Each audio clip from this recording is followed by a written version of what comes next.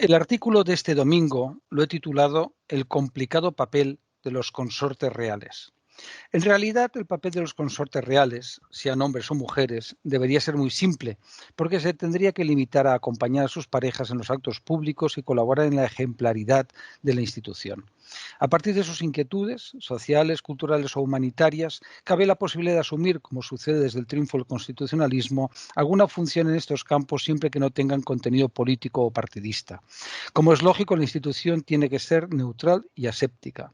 Nuestros textos constitucionales han ido limitando el papel de los soberanos hasta la situación actual que coincide, como no podía ser menos, con el resto de las monarquías europeas. Las dos más importantes son la británica y la española, aunque nuestra dinastía, sin demérito de la primera, es más antigua y relevante. La muerte del duque de Edimburgo muestra la complejidad de la condición de consorte y las insatisfacciones que produce cuando es asumida por un hombre. No tendría por qué ser así, pero las parejas reales tienen que abandonar, si es que la tenían, la profesión para la que se habían formado. La condición masculina ha primado históricamente en las monarquías, prefiriéndose al varón sobre la hembra entre los hijos e incluso en algunos casos solo era transmisora de derechos sin poder reinar efectivamente. No era igual en todos los reinos cristianos medievales, porque la mujer en la corona de Castilla no era solo transmisora de derechos, sino que podía reinar en propiedad. Es lo que sucederá con Isabel I y su hija Juana I. La grave enfermedad de esta última, aunque haya sido cuestionada frívolamente por historiadores poco rigurosos y novelistas fantasiosos, hizo que su padre, marido e hijo lo hicieran en su nombre. ¿Qué papel tuvieron los consortes de las reinas españolas desde la Edad Moderna? Los 6 casos son muy interesantes y todos tuvieron un tratamiento de rey, aunque con funciones muy distintas. Fueron Fernando el Católico, Felipe I y Francisco de Asís de Borbón. El tema actualmente está resuelto, aunque sigue el mismo criterio, influido por el peso de la masculinidad que en el resto de monarquías. Es decir, el consorte de una reina es príncipe y el de un rey se opta porque sea reina. El Real Decreto 1368-1987 sobre el régimen de títulos, tratamientos y honores de la familia real y de los regentes señala que la consorte del rey de España, mientras lo sea o permanezca viuda, recibirá la denominación de reina y el tratamiento de majestad, así como los honores correspondientes a su dignidad que se establezcan en el ordenamiento jurídico.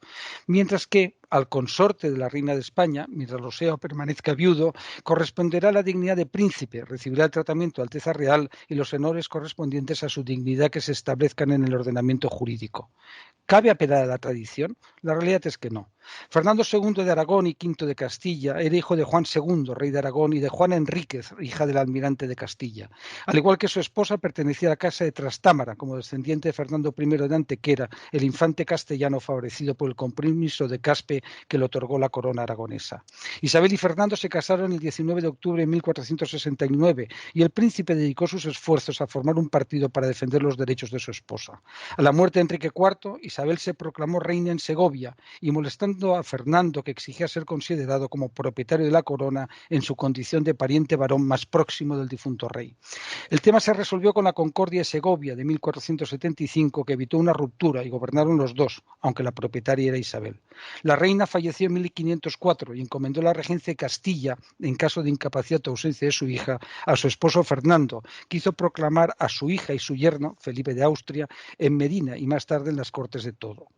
Fernando detestaba a su yerno y no se fiaba de sus actos, teniendo razón en ambas cuestiones. Fue necesaria la Concordia de Salamanca en 1505 para intentar resolver la cuestión, algo que no se conseguiría porque las diferencias se mantuvieron.